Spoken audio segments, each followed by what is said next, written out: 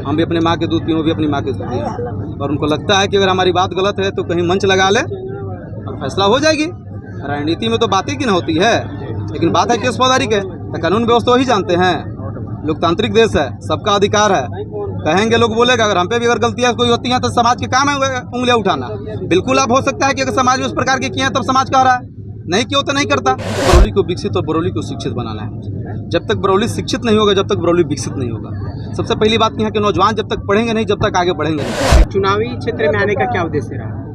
तो सबसे पहला बात है कि इस बरौली की पावन धरती पर जितने भी पत्रकार बंधु आए हैं, आपके चैनल के माध्यम से जितने भी देख रहे हैं, आपके साथ साथ पूरे तमाम साथियों को मैं मेरा सादर प्रणाम। एक फाउंडेशन के माध्यम से सेवा कर सकते थे, राजनीति में आने के मकसद क्या था। सबसे पहली बात कि पत्रकार बंधु आप लोग से हर बार हम बोले हैं, जनता जिस रूप में मुझे देखेगी उस रूप में हम खड़ा उतरने का काम करें। पहले से बोलते आए हैं, कोई आज नई बात नहीं है।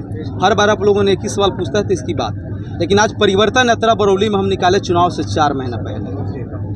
पूरे बरौली विधानसभा के एक वार्ड स्तर का हम लोगों ने बैठक किया और इस बरौली की हम लोगों ने कमियां जानने की जो हैं, इस चीज़ को हमने प्रयास किया और जाना भी सारा चीज़ कमियां जानने की बात। लेकिन क्षेत्र के लोगों को कहना था कि फाउंडेशन के माध्यम से इस प्रकार की आप काम कर सकते हैं, तो लेकिन श्याम बाबू हमारे गांव के रास्ता नाला ही खराब है, हमारे यहाँ यूनिवर्सिटी नहीं है, हमारे यहाँ डिग्री कॉलेज नहीं है, तो उसके लिए एक जनसेवा के माध्यम से जो है डिग्री कॉलेज नहीं ला सकते हैं, नाला नहीं बना सकते हैं, बाढ़ से निवारण नहीं दे सकते हैं। लेकिन आज हमने बताया था एक सभा करेंगे, उस सभा में तय होगी और सभा में जो जनता निर्णय लेगी उस निर्णय पर हम खड़ा उतरने की काम करेंगे। परिवर्तन यात्रा था, प्रेमनगर आश्रम से हम लोगों ने निकला, 3.5 किलोमीटर का हम लोगों ने पैदल यात्रा भी किया और इस कड़की धूप में, इतने गर्मी में भी हजारों की संख्या में नौजवान साथी, माताएं बहन विधानसभा के कोने कोने से आए हुए सभी लोगों ने कदम से कदम मिलाकर चला।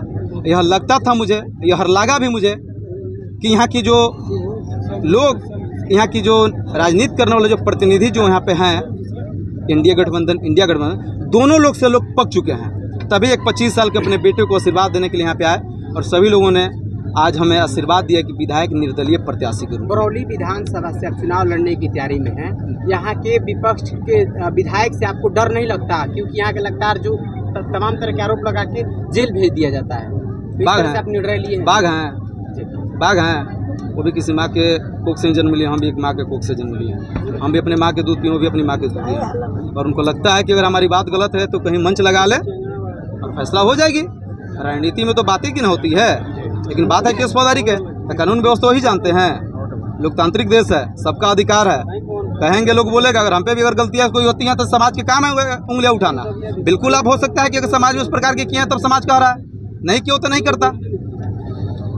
लेकिन हम उनकी बातें ना करके, पक्ष और विपक्ष की बातें नहीं करते हुए हमारी सभा में आए हैं, हमारी बातें पूछेंगे, आपको बखूबी हम बताएंगे, इस पर चर्चा करें। क्या मैनिफेस्टो रहेगा आपका अगर यहाँ विधायक अगर जनता बनाती है? देखिए, सबसे पहली बात कि बरौली को विकसित और बरौली को शिक्षित बनाना है। जब तक बरौली शिक्षित नहीं होगा, जब तक बरौली विकसित नहीं होगा। सबसे पहली बात यहाँ के नौजवान जब तक पढ़ेंगे नहीं, जब तक आगे बढ़ेंगे नहीं। सबसे पहली बात कि एजुकेशन जब नहीं उनके पास रहेगा तो उनको क्या पता चलेगा मुझे क्या करना है, नहीं करना है।